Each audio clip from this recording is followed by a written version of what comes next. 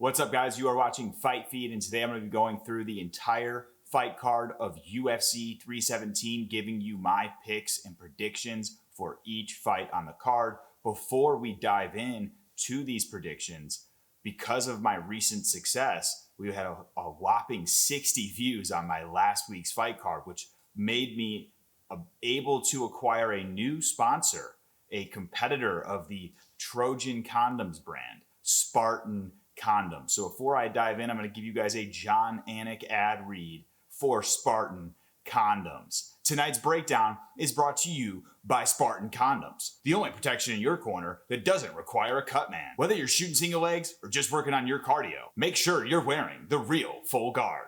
Spartan Condoms. Thank you guys for sitting through that brief ad read from our new sponsor. Thank you to Spartan Condoms for their sponsorship of this channel. One more thing before I dive into these fight picks. If you're new to Fight Feed, what I do and what I'm going to be doing in each week is breaking down each fight with a few different elements. So the first thing I dive into is the tail of the tape, which shows height, weight, reach, record, UFC XP, all of those things fall within the tail of the tape. The next thing I go through are the styles. This is where I examine each fighter's style, where their strengths are, where their weaknesses are. The next thing I go through is momentum check. I like this one because I actually track how many days ago each fighter actually fought in the octagon, whether it be, in the UFC or outside the UFC. And then I also briefly mention their last 4 fights, showing whether they lost or won and who their opponent was. And then finally, I jump into the intangibles and X factors. And the intangibles and X factors is a place where you can find some things like, is this fighter, fighting at home? Is it their hometown? Do they have any pressure stacked up against them in this fight? Are they coming off of a few losses? Are they fighting for a roster spot? Are they undefeated? Things of that nature. And then I also call out red flags. This could be performance-based. This could be personal life-based. And then also just any other variables. And then finally, I jump into who my pick is, and I outline the reason why. So those are the things that I go through on my channel. I hope that it's helpful for you guys. Now let's go ahead and actually dive into this fight card. Starting off with the first fight on the card, Jhonata Diniz versus Alvin Hines. So looking at this, Diniz is a 33-year-old, 6'4", 79.5-inch reach heavyweight with a record of 8-1 and a UFC record of 2-1. He's actually coming off of a doctor stoppage. Taking a look at his opponent, Alvin Hines. He's a heavyweight as well, 33 years old, 6'2", so he's a little bit smaller, 74-inch reach, and a 7-0 record. He has not fought in the UFC, and he's taking this fight on short notice, fill-in. So that is a tail of the tape. We'll dive into the styles now. So looking at Diniz, he's a good striker, and he's also got solid clinch striking. So he usually on the feet will try to get into a clinching scenario. 88% of his wins are by knockout.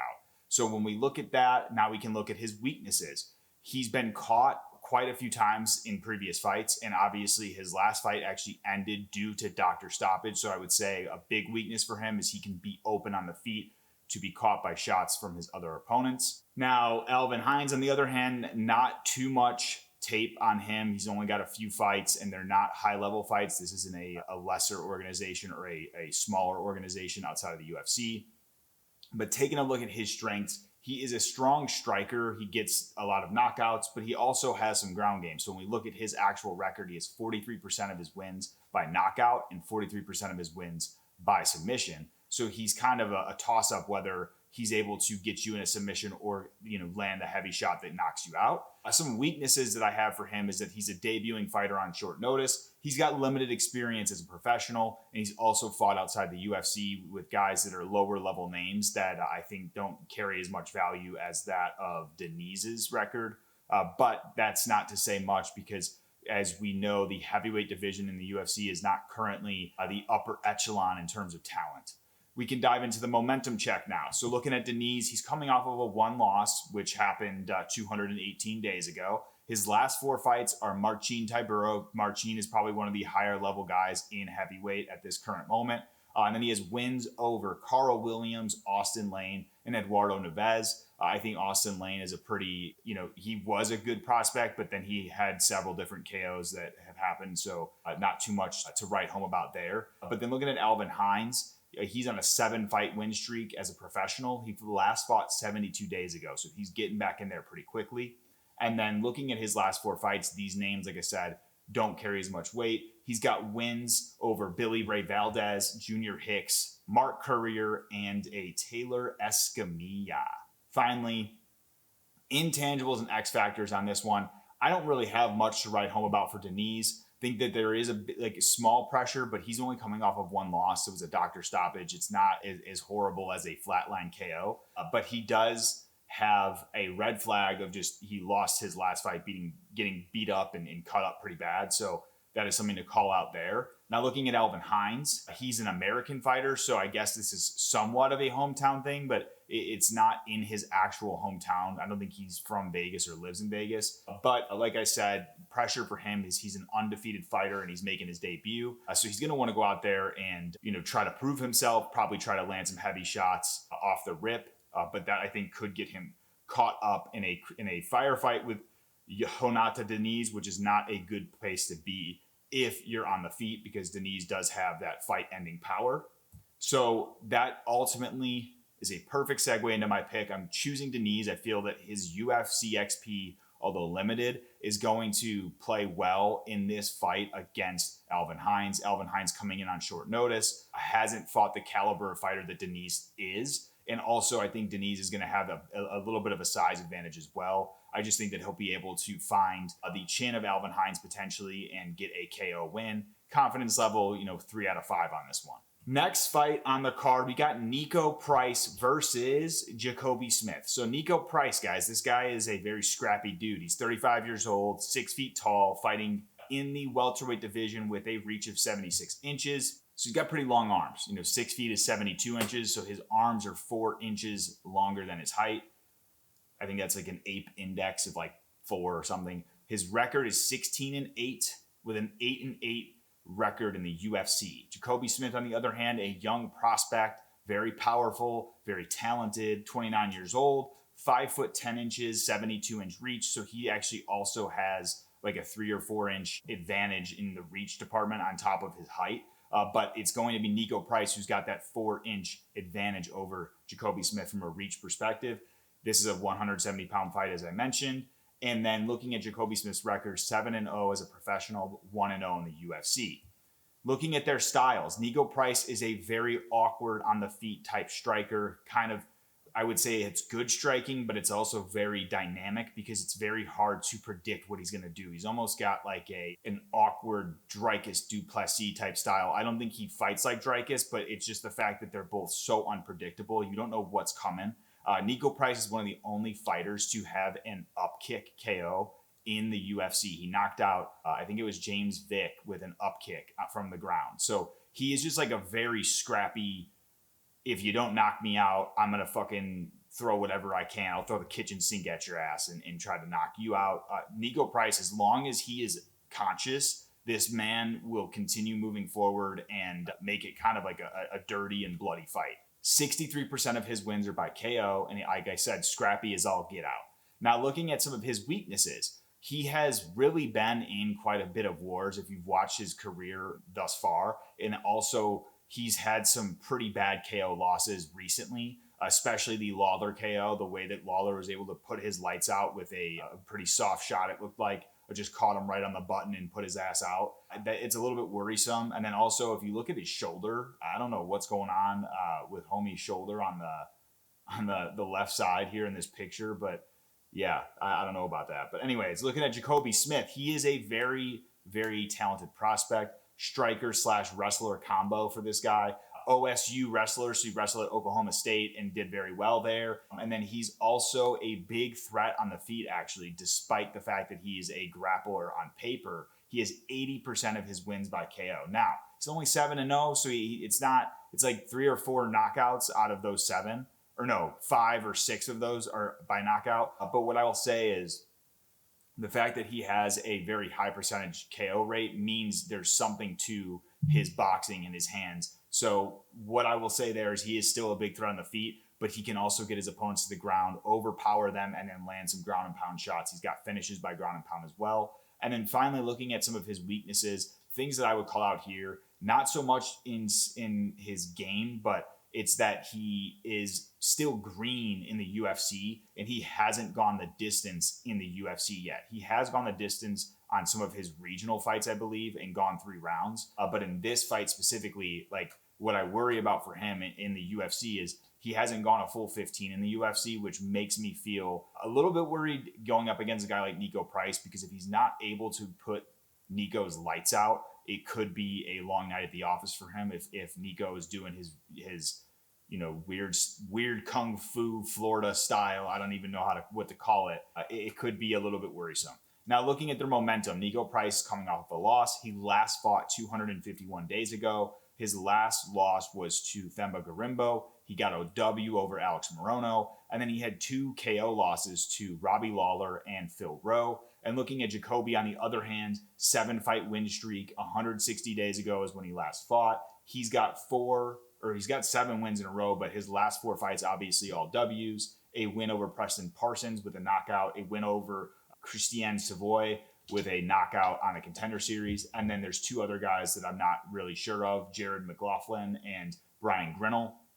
KOs, I think there were KOs over them as well. So Jacobe Smith obviously has a lot more momentum. Taking a look at intangibles and X factors, Niko Price, not the home fighter, but he's an aging fighter, and I feel he needs a win if he's going to continue to stay in the UFC and have a spot on the roster. Some red flags for him. Lost his last fight. He just got controlled by a wrestler, really. Not like the worst loss in the world, but I think when you pair that up with him going up against a Jacobe Smith, who is an American wrestler with a great grappling background, it's not a good sign. And then when we look at Jacobe Smith, I would say, he's not a home fighter. I have an American, so they're both American. So this is no one's in the home here. Taking a look at his pressure, undefeated, and he's looking to rise up the ranks. And I feel he needs to have a statement win against Niko Price to continue to do that. If he has like a boring, decision fest, which he doesn't have those a lot on his record, obviously, it's not going to play well. So I think there is a bit of pressure for him to get a statement finish here. And then what I had on red flags for him is he can be open on the feet at times. He can also be a little bit wild when he's winging certain combinations together, probably because he believes in his ability to throw hands. And I also don't know that he's fought a weird style like Niko's in his career yet. So those are just red flags to call out. Doesn't mean that he won't be able to handle it. It's just something to mention.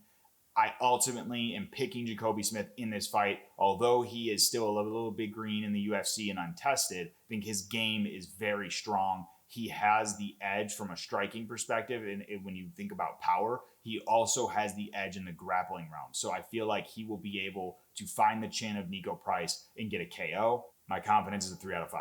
That takes us to the next fight. And this is Sedriques Dumas versus Jackson McVey. Now, Sedriques Dumas, age 29, 6'3" with a 79-inch reach at 185 pounds. It's decent size at this weight class. 10-3 record as a professional with a 3-3 UFC experience. Now, Jackson McVey, on the other hand, a debuting fighter, 26 years old, 6'4" height, and 77-inch reach. So he's a little bit taller than Dumas, but he has a 2-inch reach disadvantage against Dumas, both fighting at 185.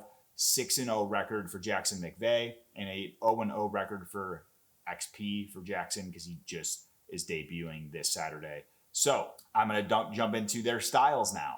Sedriques Dumas is like a striker somewhat. He's more of a striker on the feet, like kickboxing, but he does have a little bit of a grappling game where he like gets guys up against the cage and sometimes takes them to the ground and controls them. He has good striking and long reach. Good straight punches is one thing I called out for him. So he does use his long reach well when he's throwing those straight punches. 40% of his wins are by knockout.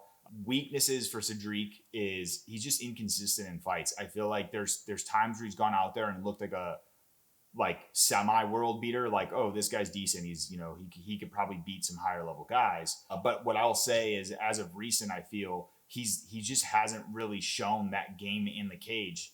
In my opinion, I feel like he's been picked apart by previous opponents. And also I feel like he doesn't always push for a finish in his fights. I feel like he is a type of guy where if it is going to like a decision, he's okay with it, and he's not necessarily urgent in trying to get a finish. I've seen that in a couple of his fights, especially ones where he's won by decision.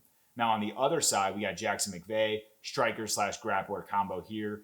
Strengths for him is that he's obviously tall with a long reach. He has a versatile game from what I've seen. I watched a few clips from previous fights, and I actually didn't even watch clips on one. I think I watched 2 of his full fights because they lasted only a couple minutes. But he has a 100% finish rate. So he is a different type of fighter than Sedriques. I think he's the type where he's going to look for a finish if he can find it, which means, it's either on the feet where he sets up his strikes well with long punches, throws some hooks, throw some nice overhands. He does like to get his opponents in the clinch, get them up against the cage, and throw knees. So he is a very versatile striker in that regard. But then he also is very good at cinching up submissions in situations where I think most fighters would miss the opportunity. He's got a good fight IQ. I've seen a couple situations where he had opponents hurt from striking, and then he's able to cinch up a nice fast guillotine or like a standing anaconda or Darce choke and get his opponents to tap. So those are great tools that Jackson McVey has. One thing that I'll call out, though, is he does have that potential to be caught or be open on the feet. So that's some weaknesses that I have. And I also think when I've looked at some of his previous fights, he hasn't fought a guy who is as tall as Sedriques Dumas. Like some of his previous fights, he fought one guy who literally was probably 5'7", 5'8", which I think made it a lot easier for him to own in those clinching situations because he just clinched homie up and just kneed him in the face. I don't know how easy that will be for him against a guy who is the same height as him, but we shall see. Now, taking a look at their momentum, Sedriques Dumas coming off of 1 loss. He last fought 68 days ago. It was the UFC 314, the one with Volkanovski and Diego Lopez, and it was a very, very bad loss for him. I think that, Michael Lashashik just beat his ass, and it wasn't a good look for Sedriques. And taking a look at his previous fights before that, he got a win over Denis Tuluin. He got a loss over Nursultan Ruziboyev. I know that one was a bit contested in terms of it being a bit of like an early stoppage, but I think Ruziboyev just really beat his ass. And then he got a win over, which is fine. Like I said, very inconsistent. He wins, he loses, he wins, he loses. Now looking at Jackson McVey, 7-fight win streak, as I mentioned previously. This is, I think, tied to because he's 6-0, but I think that he has a 7-fight win streak because he won a fight in his. I don't know why they set a 7-fight win streak. It should be only 6 because he's only got a 6 professional win streak, but 7 if you count his last amateur fight. Now his last 4 fights, like I said, all wins, all by finish. Mateo Garner, Ben Fowler, Jaquise Williams, James Regina. All wins. Now, one thing to call out about Jackson McVey, he last fought 9 days ago. So he just had a fight and he's coming right back out there. That could be a huge factor in, I think, people picking against him because he's obviously coming in as a new fighter. He just fought, but we'll jump into some intangibles and X factors. So neither of these guys are the home fighter. Sedriques Dumas, pressure because he's not only coming off of a loss, but he's had some recent legal trouble, as we've all seen. And we've all seen that whole collection of his mugshots. I do think that plays a huge role in this fight because I can't see him being mentally all there, given that he has some of this legal trouble going on. Turning around really fast to get back in there. I think it's good on the UFC. They're giving him a chance to make some money, but I don't know if it looks good for him going out there right after all of this is kind of swirling around in his personal life.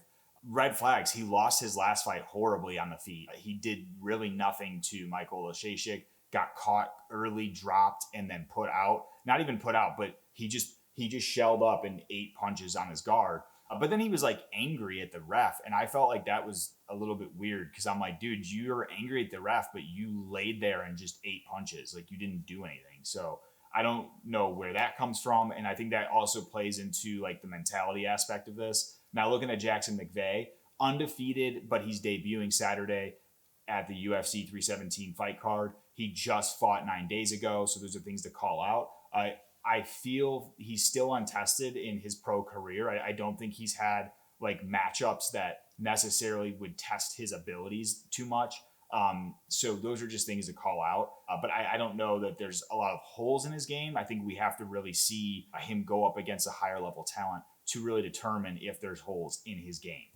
Or we can ask Kevin Lee. Regardless, I am picking Jackson McVey in this fight. I am not sold on Sedriques Dumas anymore. I feel like I had high hopes for him when I first saw his fights in the UFC, but just recently with his inconsistency on the feet, being shy to engage in some of these fights and just not really doing much, it has me worried. But then you compound that with his recent legal trouble. And also it's not a huge layoff between his last fight. Now that could play a role in him wanting to get back in there, but ultimately I'm picking Jackson McVey. I really am high on the fact that Jackson McVey seems to be a guy who wants to go out there and finish his opponents. And he looks and finds those holes or those opportunities to get a finish very well. I think that's a high fight IQ aspect to his game. I just feel like the fact that he has that urgency to finish fights, he will likely overwhelm Sedriques and probably just melt him, getting a KO or a submission in this fight. 3 out of 5 is my confidence level. I guess I have 3 out of 5 on like all of these. Anyways, diving into the next fight on the card, we've got Terrance T-Rex McKinney versus Viacheslav Borshchev.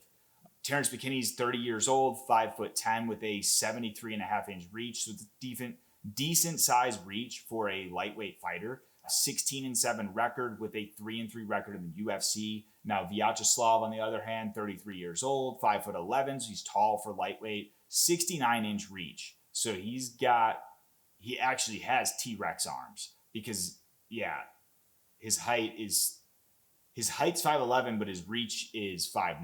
So he's 2 inches shorter reach, which is a weird, like, Max Holloway situation. 155 pounds, 8-5 record overall with a 3-4 record in the UFC. Looking at their styles, so Terrance McKinney is a striker / grappler. His strengths is that he has great striking, very powerful striking. He's a threat on the feet and on the ground. 50% of his wins are by knockout and 50% are by sub. Holy shit. Yeah, Terrance McKinney must have a 100% finish rate then in the UFC or as a pro. Wow, didn't know that. Weaknesses for Terrance. He's inconsistent. He is inconsistent in fights. He can get caught on the feet when he's going up against a higher level striker. Now, Viacheslav is no slouch when it comes to the striking. He's a very high level kickboxer. But I think that what's interesting about Terrance is he can be inconsistent on the feet, but then when he goes out there and he has that urgency and things are going his way, he can also finish very high level opponents. Like he knocks out Matt Frevola with a 1-2, like his debut in the UFC. He knocks down Drew Dober, the granite chin Drew Dober, in round 1. And he actually can be a world beater on the feet. And then also he has that very strong base in wrestling and grappling, where if he gets the fight to the ground, odds are he will find a way to submit his opponent. But with that, the weaknesses that I call out on him is just that he can get caught on the feet, and sometimes when he's going for the finish, he can gas himself out, which ends up opening him up to his opponent in landing shots and actually getting finishes. I feel like when Terrance has gassed out in previous fights, that's exactly what happens, and that's exactly what happened against Drew Dober. Now, Viacheslav, on the other hand, he's a tall striker with reach. He has a long reach for lightweight because it's still 69 inches, but it's not a long reach when you compare it to his height. 75% of his wins are by KO, so striking is going to be his path to victory. Now, looking at some weaknesses for him, not only can he get caught by big shots on the feet, like Chase Hooper was able to drop him, I think that it's also, when you look at these big shots that are landing from his opponents, it's usually from opponents who have a grappling base, who are able to hide or disguise those strikes behind takedown attempts. And that's what Chase Hooper did. Chase Hooper kind of bent down to go for a takedown through the overhand and landed it flush, knocking him down and then getting a submission on the ground. So some of his weaknesses are going to be against those grappler striker type combos. And I also think that he's had some takedown defense issues in previous fights, which is also not going to play well for his style. Now, looking at momentum, Terrance coming off of one win. He last fought 139 days ago. He got a win, a knockout finish over Damir Hadzovic. Then he previously lost to Esteban Ribovics. That's when he He fell against the cage in a sound like this. That was a bad KO. He has some like bad KOs, guys. He got knocked out by Bonfim too. But before that, he got a couple finishes over Brendan Marat and then Mike Breeden. So those are good wins. Mike Breeden's the one that dispatched of Jubilee, was barking at him. Viacheslav, on the other hand, one loss streak for him. Last fought 132 days ago. His last loss was to Tom Nolan. He then had a win over James Lontop before that, and then a loss to Chase Hooper, which I just brought up, and a draw, which was a war against Nazim Sadikov. So he has fought some higher level guys in the lightweight division. Now, intangibles and X factors. These guys are not fighting at home. The pressure for Terrance McKinney, I think, is just coming off of a big KO win. I think he doesn't have too much pressure here, but I do think that if he wants to continue to rise up those ranks in the lightweight division, he needs to get another statement win here. Some red flags for him is just that he can make some lower IQ decisions when he's striking that leave him open. I mean, I think that that's more so like he'll be trying to finish a fight by throwing his own offense, hard shots or big shots on the feet that keep his defense down, allowing him to be caught. Like he got caught against Esteban Ribovics doing that. He got caught against Bonfim doing that, just trying to land his own offense and then not realizing that he was set up in a trap to get caught by his opponent.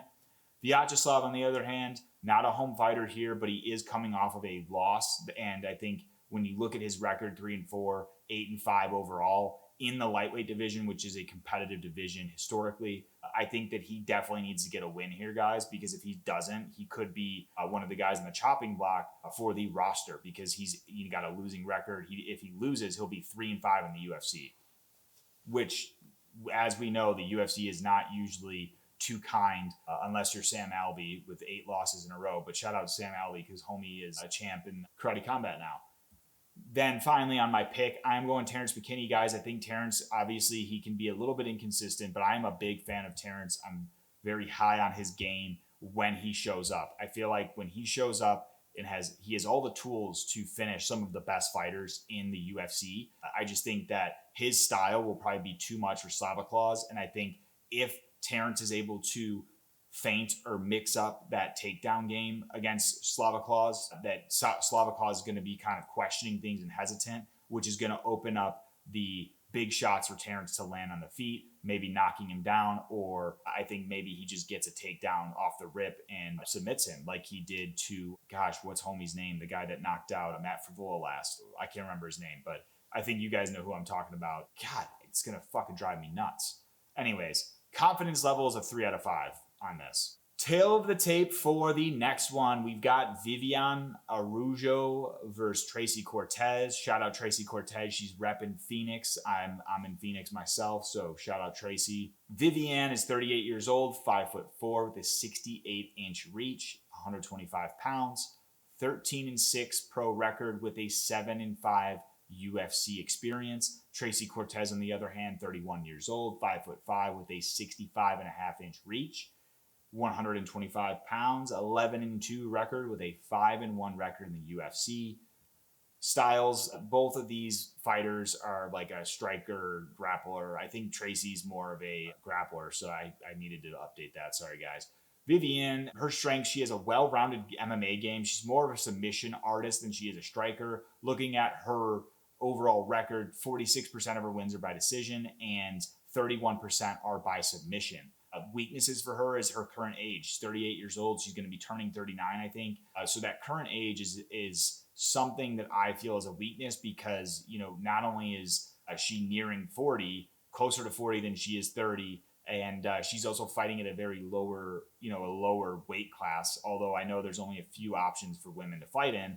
It worries me a little bit, although she has had some good performances as of recent. I think that going up against a strong, younger grappler could be worrisome there. Now, Tracy Cortez, on the other hand, striker, grappler, more of a grappler, and I put in her strength. She's a well-rounded fighter, but grappling is her wheelhouse, really. And I feel like she mixes up her game very well, and that always allows her to find wins, especially by decision. Looking at her overall record, 82% of her wins are by decision.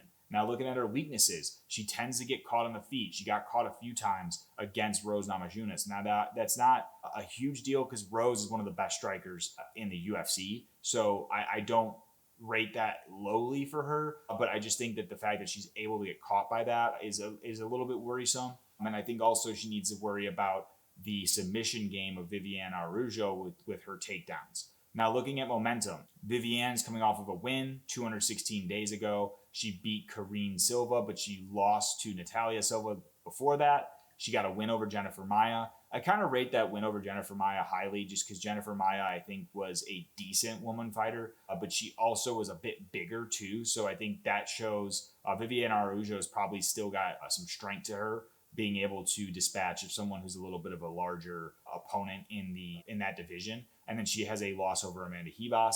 Now looking at Tracy Cortez, on the other hand, she's coming off of a loss to Rose, and she last fought 343 days ago. So although Viviane is a little bit older than Tracy, Viviane is a bit more active, as you can see here. Now, looking at Tracy's last 4 fights, she did lose to Rose, won over Jasmine Jasudavicius, which is a huge win for her because Jazu has shown how good of a fighter she is. So that's a great win for Tracy Cortez. And then she has a win over Melissa Gatto and Justine Kish, which are fine. I mean, they're not huge wins. I think that win over Jasmine Jasudavicius has continued to age extremely well. Now, diving into some intangibles and X factors. Viviane Araujo, she's coming off of a decision W. She's 38 years old, so she could be at the end of her rope here. So I think there's a bit of pressure to, if she wants to continue fighting, she's got to get a win. So she can make that statement and still, be part of that roster. But I do think if she has a bad enough loss, the UFC could look at it being like, hey, look, dude, you're almost 40. Maybe it's time to wrap it up. So in that regard, what I'd say is her current age is still that's a big red flag for me. I'm not, when you look at these lower weight classes, guys, as they get to be a little bit older, it's just worrisome, Tracy Cortez, on the other hand, she does have a lot of pressure because she was 5-0 in the UFC before she lost to Rose. She needs to get a win and get back in that win column. And Tracy's getting a lot of marketing, guys. She's getting a lot of push. She's got Jose Cuervo commercial that pops up all the time on ESPN. So I think that her getting a win, there's a lot of pressure there to continue driving that momentum for her in her career. She could be at risk, too, from a red flag perspective. She could be at risk to those submissions that Viviane Araujo has. So that's another thing to call out from a red flag perspective. My pick overall is Tracy Cortez. The reason why I'm picking her over Viviane is the age. I think the age is going to play a factor. I think Tracy is a very hard fighter to finish, and I think that she will likely be able to mix up her game well enough from a striking and grappling perspective to ride out a decision. And I actually have a pretty high confidence level. I'm 5 out of 5 on this one. So this one could age like milk. We'll see what happens. Next fight on the card, Hyder Amil versus Jose Delgado. Hyder Amil is 35 years old, 5'9" with a 70-inch reach at 145 pounds, 11-0 as a professional, 3-0 in the UFC. Jose Delgado, a little bit younger at 27, 5'11", so he's definitely a very tall featherweight with a 73-inch reach. It's a very long reach for featherweight as well. And then a 9-1 record with a 1-0 record in the UFC. So in this fight, Hyder Amil is definitely a striker, has a well-rounded MMA game, but mainly a striker with fast hands. His last finish, he had that 80 punch combo or whatever it was. He threw a shit ton of punches to finish his opponent, which looked awesome. 55% of his wins are by knockout, so definitely a threat on the feet. Not a threat from a submission perspective, because if you look at his other fights, 36% of them are by decision. So very small percentage of wins by submission for Hyder Amil. Weaknesses for him is he had a very close fight with a lower level guy, William Gomez. I didn't rate that fight too highly. And I also think Hyder Amil being 35 years old at featherweight is a bit worrisome because he is not Volkanovski. But maybe he is. Maybe he can prove to us that he has it in the bag, even at that, aging, above 35 years old. He just turned 35, though, in May. A shout out to Hyder. He's a Gemini like myself. Jose Delgado, on the other hand, striker, very, very well-rounded striker who also trains out of MMA Lab. So shout out to him representing Phoenix. Got to root for him. Well-rounded, and he's a better striker than he is a grappler. 56% of his wins are by KO, and then 44% are by sub. Now, one thing to call out about Jose Delgado, I don't have many weaknesses for him to call out. And if you watched his Contender Series fight, he fought against a guy who was undefeated and had a very high-level game, high-level finishes. and he went out there and he fucking smoked him. So I think that was a very big win for him, and then he parlayed that into a UFC debut win as well. So we'll dive into their momentum. Obviously, Hyder's got a ton of momentum, being 11-0 in his professional career. He last fought 111 days ago, so not too long ago. He fought William Gomez, got a win. That was a split decision, I believe. And then he has 3 wins over Zhang Yang Li. That's where he got that huge combination. Fernie Garcia, and then Emra Somez.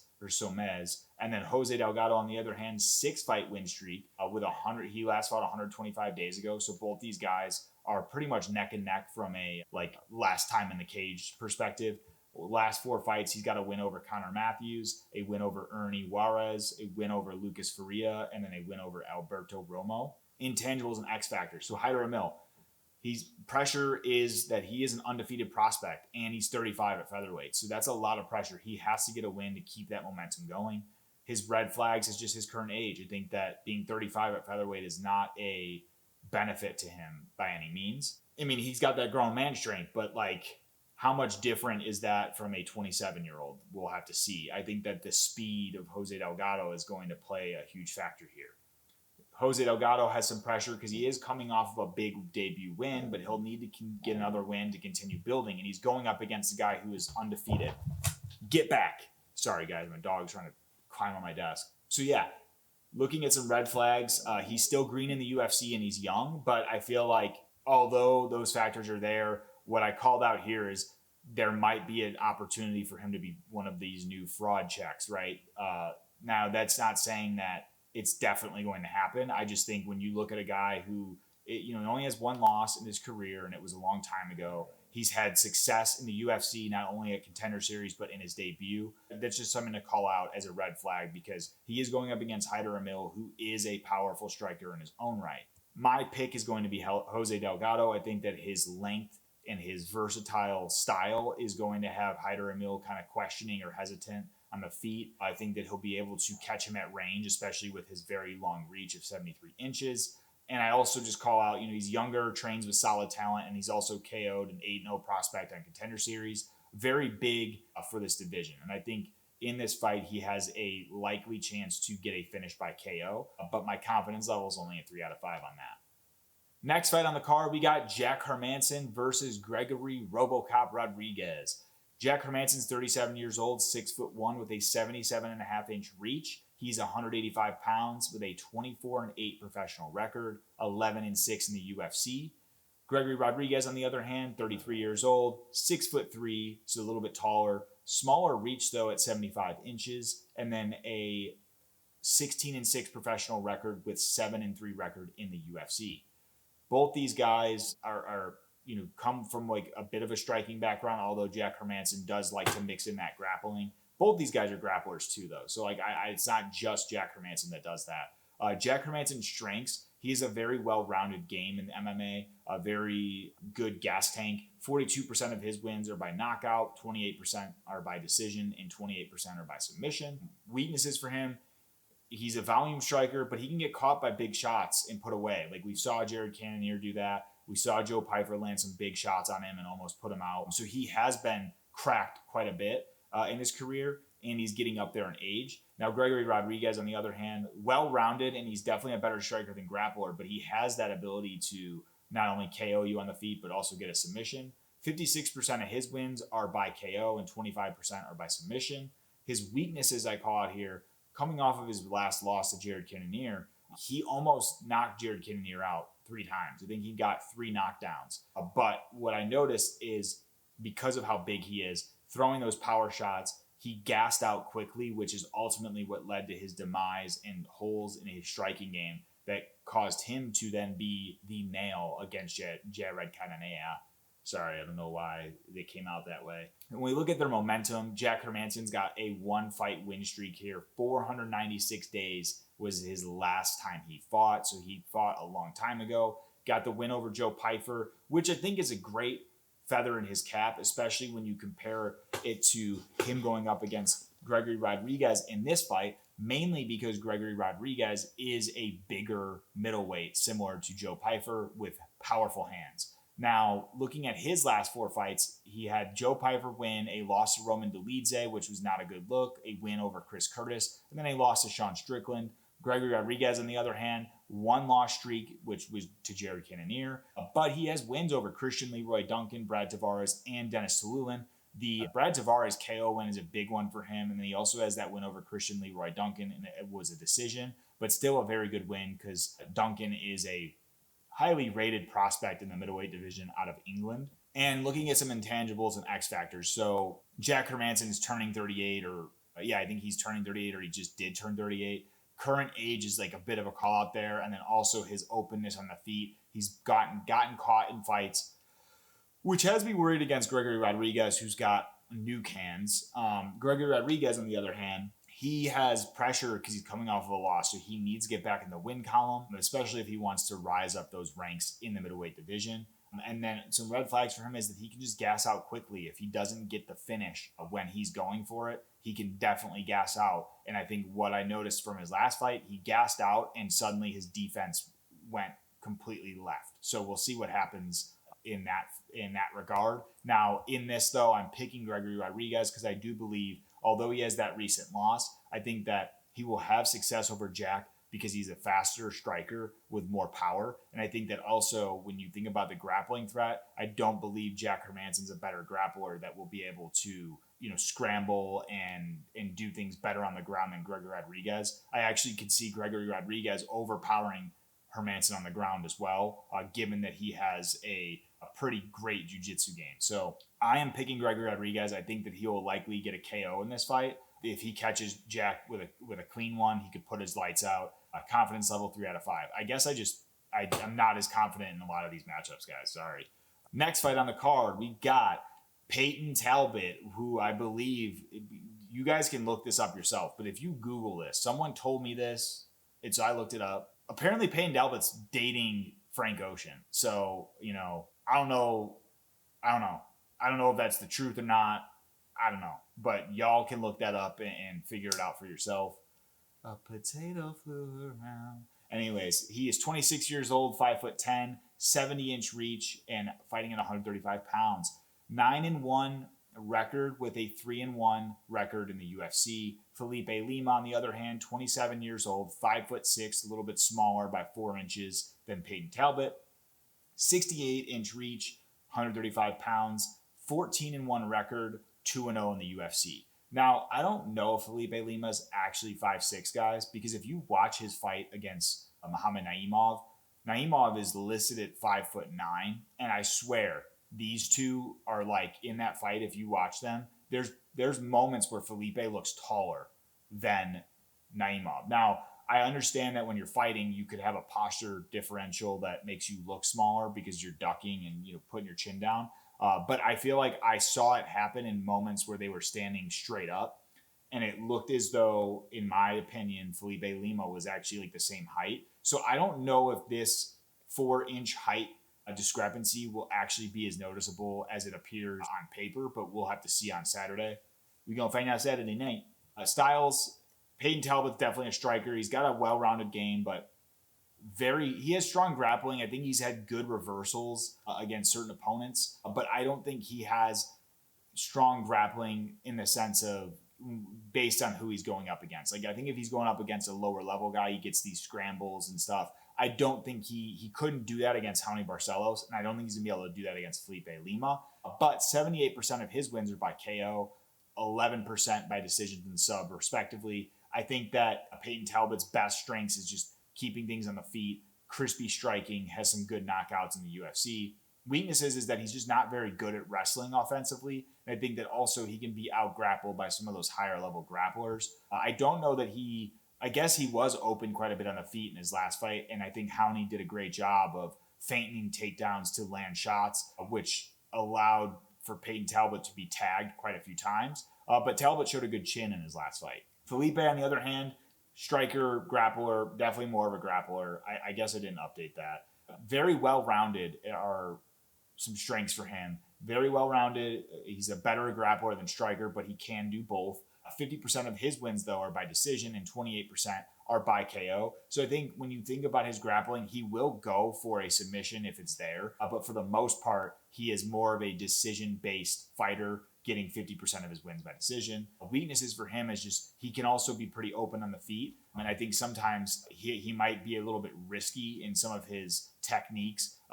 For instance, in one of his fights against Naimov, he threw a flying knee up against the cage, which was actually a solid flying knee. But just in moments, I think throwing some of those techniques and not necessarily having the best defense could open him up to be countered by a crispy striker in Payton Talbott.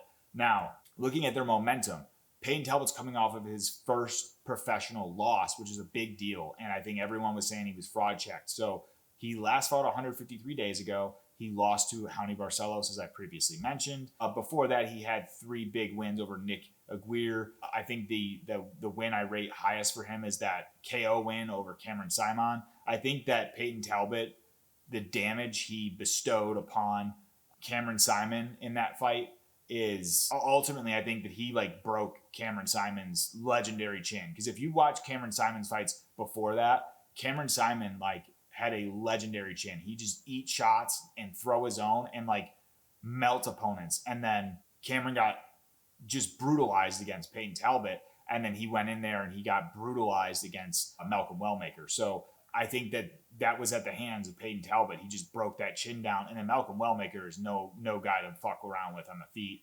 But Payton Talbott, before his loss to Raoni Barcelos, had a very fast KO win. It was actually last International Fight Week against Giannis Gamori. I think it was the first straight he landed, knocked his ass out. Felipe Lima, on the other hand, actually, if you think about it, if you look at Felipe Lima and some of his photos, he's the Brazilian variant of Cameron Simon. They look exactly alike in some cases. Tell me they don't fucking look alike. Go look them up and put them side to side. He's the Brazilian version. Felipe Lima, 14-fight win streak. Last fought 188 days ago. His last win was over Miles Johns. And then a win before that, a submission win on short notice over Muhammad Naimov, who's a rising prospect at featherweight. Those are huge wins. And then he had wins on the regional scene against Jonas Magard and Evgenji Andodorog. But Felipe Lima getting wins over 2 guys at featherweight, to me, is a big deal because it shows that although Payton Talbott might have a bit of a size advantage, Felipe Lima's he's no stranger to fighting guys that have size advantages, especially in a higher weight class.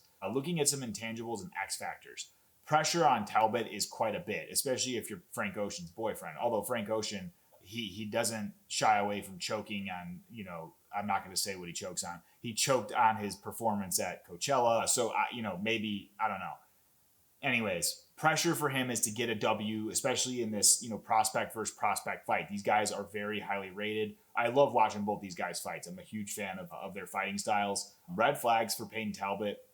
He just didn't perform very well against his last opponent, who is, Raoni Barcelos, an aging fighter in this weight class, 38 years old. He lost to him pretty badly.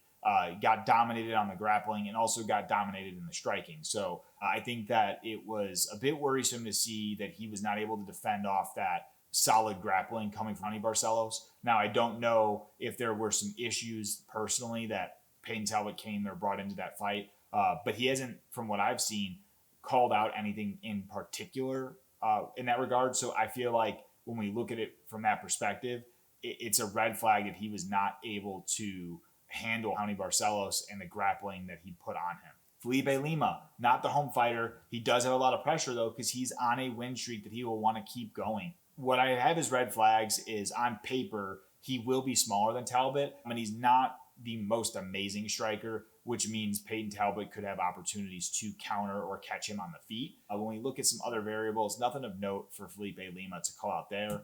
Ultimately, I am picking Felipe Lima, guys. I think that he is a younger, faster version of Raoni Barcelos. His style is not a great matchup for Payton Talbott, and I do rate the fact that Felipe Lima had experience fighting in the UFC at featherweight, because I think that knowing he can go up against those bigger guys and still get wins, even get finishes, makes him a better pick in this fight. I do think that Payton Talbott will be a hard guy to finish, and I think that it's going to go to decision. Confidence level 3 out of 5.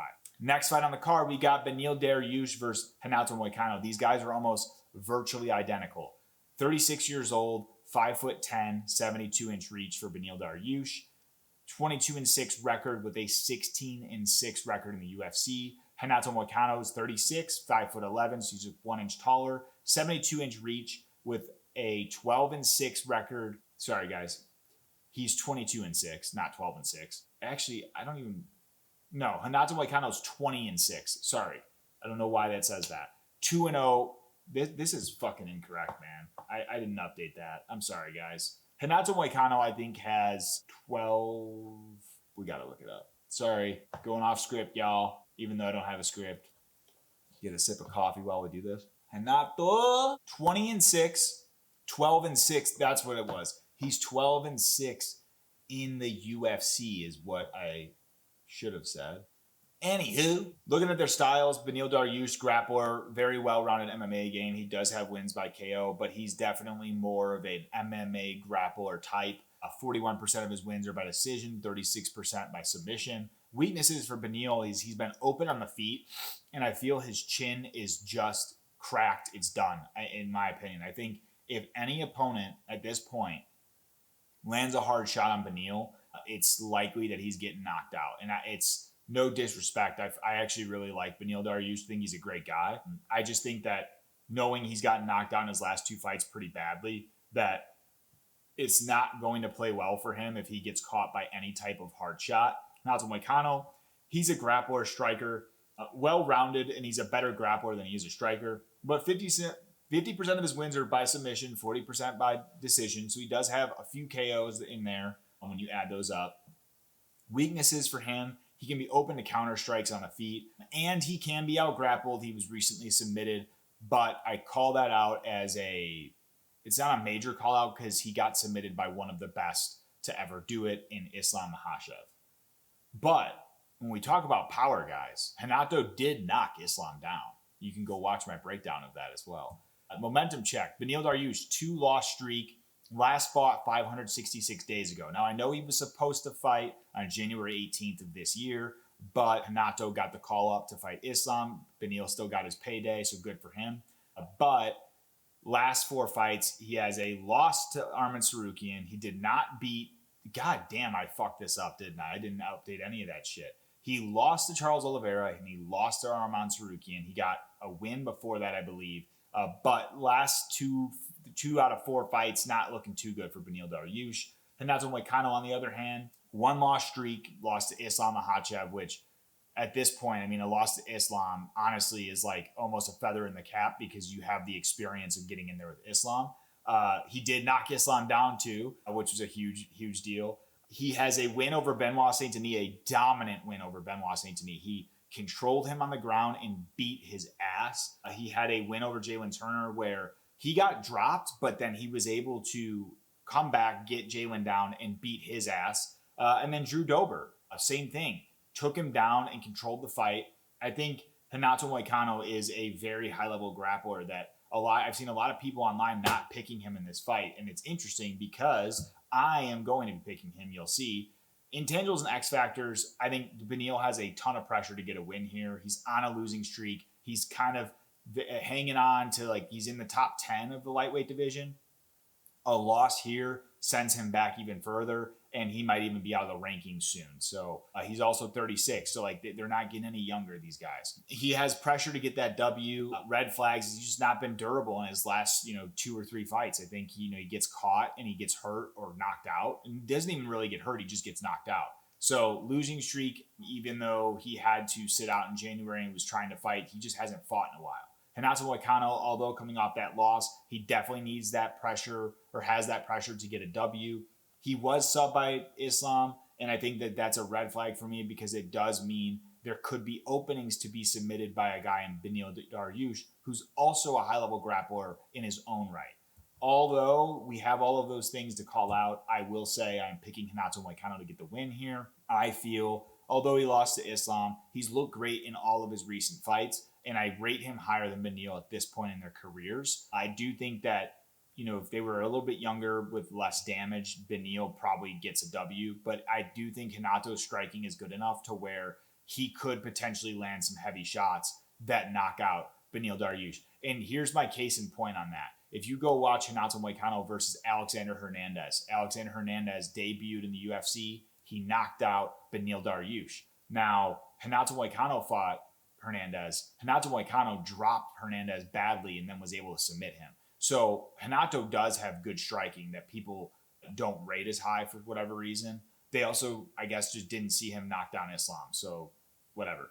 KO is my method for victory, I think, in this fight for Renato. Confidence level, 3 out of 5.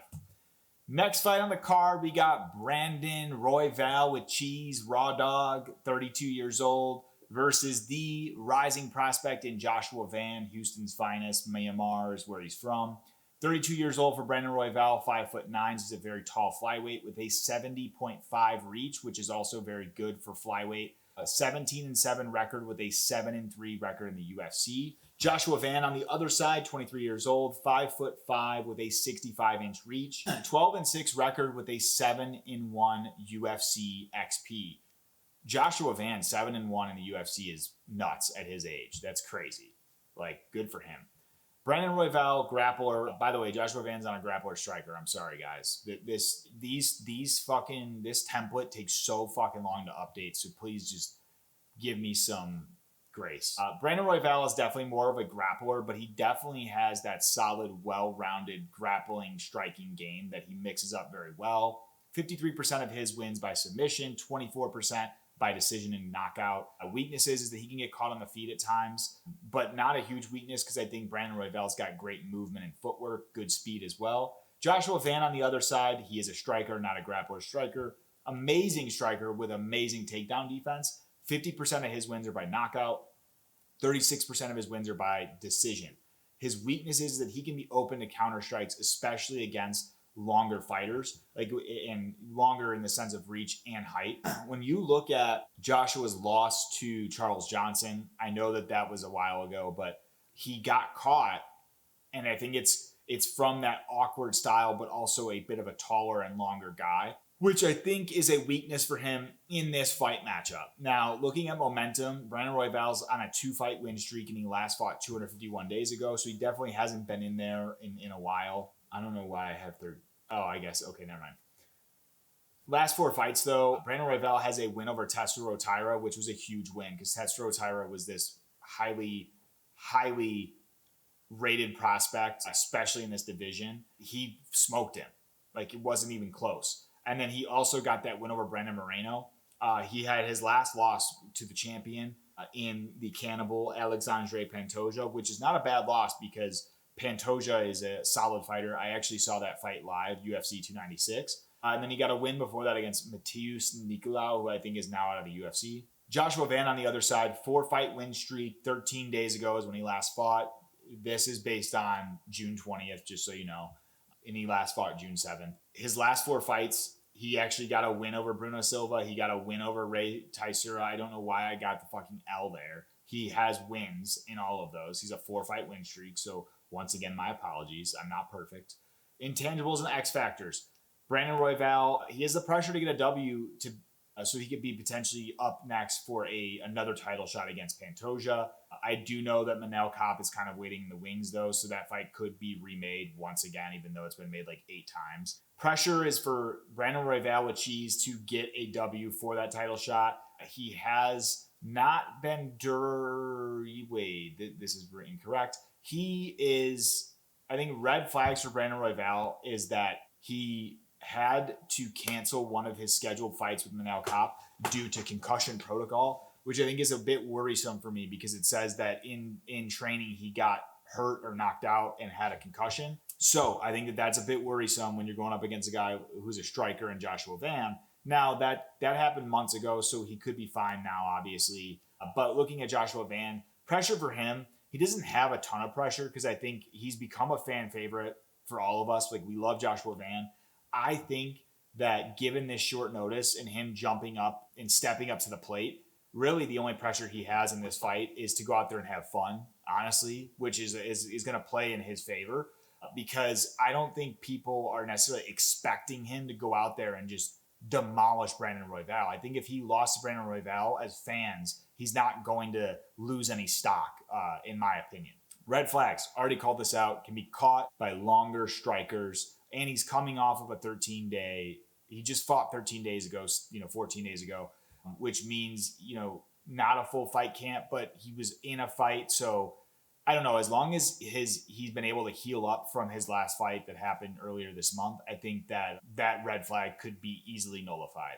Ultimately, I'm picking Brandon Royval with cheese because I feel he looked great against the rising prospect of Tetsuro Taira. He had a lot more time in a full camp to go and fight on this date. Although the opponent switch occurred, it's not a huge switch in terms of the fact that Manel Kape is mainly a striker. So I think that a lot of the game plan he had for Manel Kape could still apply in this case to a Joshua Van.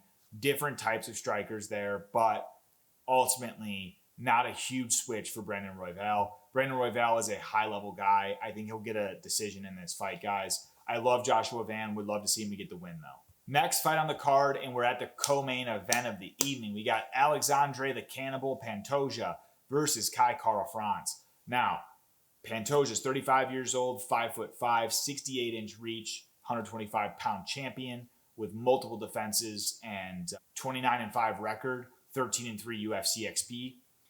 Kai Kara-France, 32 years old, 5'4", 69-inch reach, 125 pounds, 25-11 record with an 8-4 record in the UFC. Looking at their styles, Alexandre, definitely a grappler striker and one of the best that we've seen. One of the best grappling game in the MMA and in the UFC with heavy hands and a granite chin. 38% of his wins are by sub, 34% by decision. He has the ability to knock his opponents down on the feet and then just wilt them on the ground because he's got great ground game. One thing I call as a weakness is Pantoja, although he has a granite chin, he can be very open on the feet. Like, he got pieced up by Moreno. He got pieced up by Ursag. So, there's a lot of opportunities for opponents to catch him, and he is going up against a Kai Kara-France who's got heavy hands himself. Now, Kai Kara-France, amazing striker with powerful hands. Good takedown defense as well. He has a win over Askarov, which is a big win because Askarov's a grappler. He was able to stuff a lot of those takedowns and overpower him.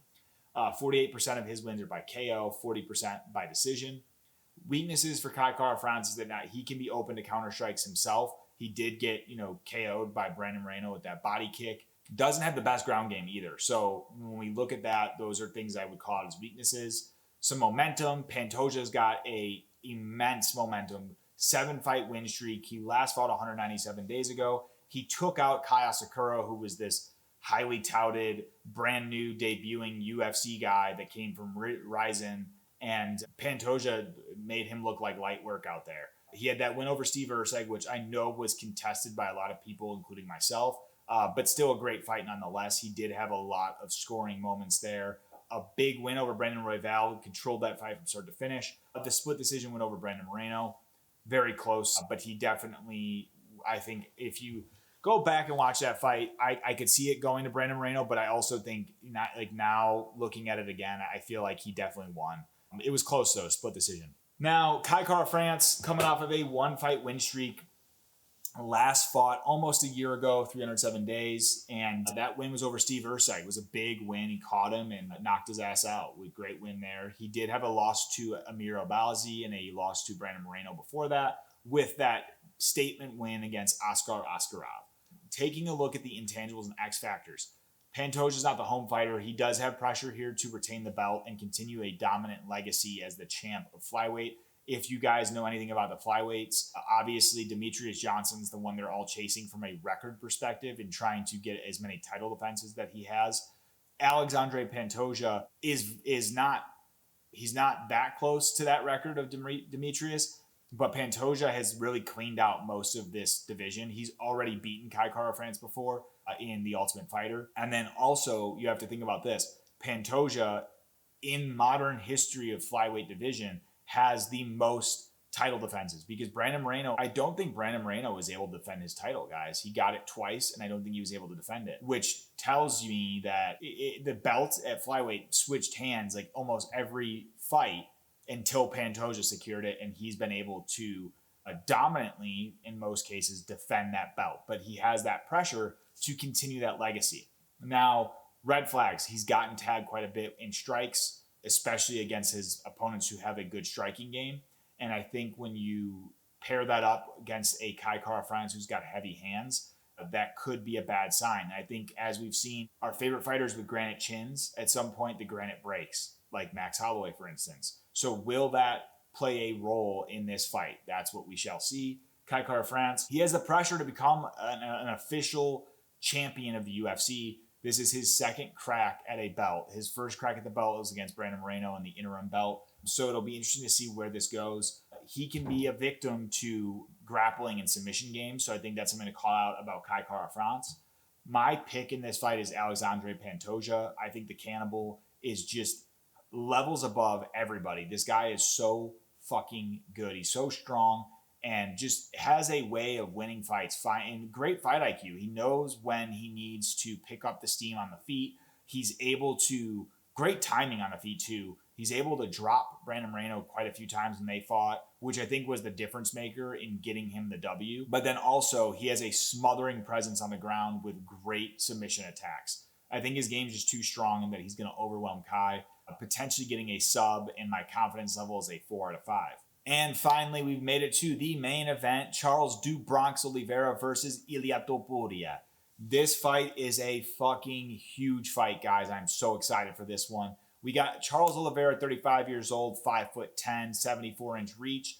Definitely a taller, longer reach fighter in the lightweight weight division. 35-10 record with a 23-10 UFC XP. Just so you guys know, Charles Oliveira has more finishes than Ilia Topuria has wins in his career. Fucking nuts. Anyways, Ilia Topuria, 28 years old, 5'7" with a 69-inch reach, 16-0 perfect record with an 8-0 perfect record in the UFC. Their styles. Charles Oliveira is a striker grappler, has legendary game with his striking, some of the most beautiful and crispy straight punches I've ever seen.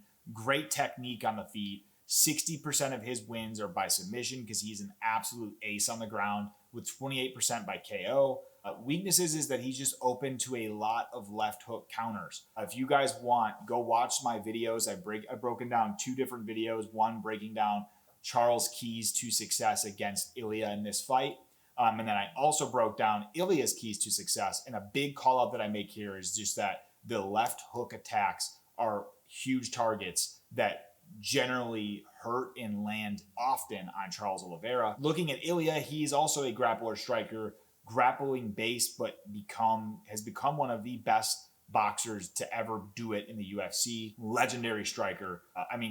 Who else have you seen with the highlight reel KOs this guy has? He drops his opponents like they're sacks of potatoes. 50% of his wins by sub and 38% of his wins are by knockout. Weaknesses is that Ilia can be open to counter strikes on the feet. We've seen him in his fights. He does get tagged a bit, gets the swollen nose and face. But I do think that he has a very solid chin, so that plays in his favor. A momentum check, Charles coming off of a 1-fight win streak against Michael Chandler. He last fought 251 days ago. Before that, he lost to Arman Tsarukyan at UFC 300. I got to see that one live. He got a win over Beneil Dariush, a dominant KO win, and then a loss to Islam Makhachev, which is not a huge deal because Islam is so good. Ilia, on the other hand, 16-fight win streak. He last fought not 13 days ago. He last fought a while back. Sorry, that's fucked up. And then his last 4 fights, those are clearly not his last 4 fights. We all know that. Ilia has beaten his last 4 opponents. His last 2, most notably Max Holloway and Alexander Volkanovski by KO. And I think it was Josh Emmett, and I forget who it was before Josh Emmett. Those are not the fights. Anyways, we're going to jump down. You guys already know Ilia's resume. He's fucking fantastic. Charles Oliveira, intangibles and X factors.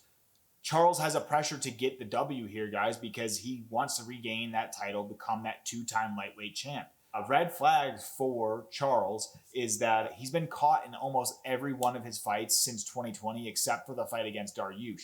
He got caught against Tsarukyan. He got caught against Justin Gaethje, got caught against Michael Chandler in both fights against Michael Chandler. And when I mean caught, like I mean dropped in these fights. Like he got hurt badly. Maybe not against Armin, but I know Chandler dropped him once when they fought in 2021. He dropped him again when they fought in 2024. And then Justin Gaethje dropped him twice in the first round. That is part of my breakdown if you go watch that video on my channel. Now, the other hand, Ilya has a ton of pressure because he's undefeated and he has that utmost confidence and he wants to secure this second belt. He vacated his featherweight belt to get a shot at this. So I feel like when we consider all of that, he has a ton of pressure to get this win, because if not, he's going to have to pick up the pieces. And I don't know what happens to Ilya. A lot of plans fold should he lose this fight. And I think that when you consider that, plus how heavy of a favorite he is, the pressure is really a lot more so on Ilya. First time that he is fighting someone at this weight class with the skills of Charles Oliveira. He fought Jai Herbert previously, who's a bigger fighter in that he's a longer and taller fighter similar to Charles, but just does not have the skills that Charles has. So that is a big red flag for me. It's like this is his first test against a guy at lightweight with the skills Charles possesses. But that's the only red flag I would call out. Ultimately, guys, I'm going with Ilya Topuria in this fight. I just feel not only is he riding that crazy momentum, he has this confidence about him that I feel like we've all been proven wrong on. And I also think that Ilya Topuria, watching the way Justin Gaethje and Michael Chandler were both able to feint right hands and land lead hook attacks, hurting Charles Oliveira, and knowing that Ilya Topuria did that against Max Holloway to get the knockout over Max, I just feel like Ilya is a masterful striker who will be able to set up that lead hook attack and knock him out. And if it's not the lead hook, we know Ilya's boxing is crazy. He could land any one of those punches, whether it be his right hook, his right overhand, the lead hooks to the body, the right hook to the body, the lead hook to the head. Like he could land any of those shots and hurt Charles and potentially knock him out. If you watch the video I made on Charles, there's a lot of keys where Charles can have success in this fight if he's able to, bring up that knee, that body attack, the clinching. He can make this a dirty fight and have success against Ilya. Ultimately, though, I do think that Ilya in a 5-round fight is going to find that chin of Charles and knock him out. It's just my opinion. Confidence level is a 4 out of 5. And that brings us to the end of my fight predictions for UFC 317. Thank you guys for sticking with me if you made it this far and watching. I really appreciate all of you coming to my channel to check it out.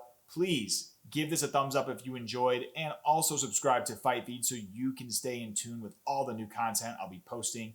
I make not only fight prediction videos, I do a lot of breakdowns on fighters who I feel have great striking. I do some UFC 5 playthrough. I recently made Lucas Tracy MMA in my online career, so you can go see that. Thank you guys again. I truly appreciate it, and I will see you in the next video.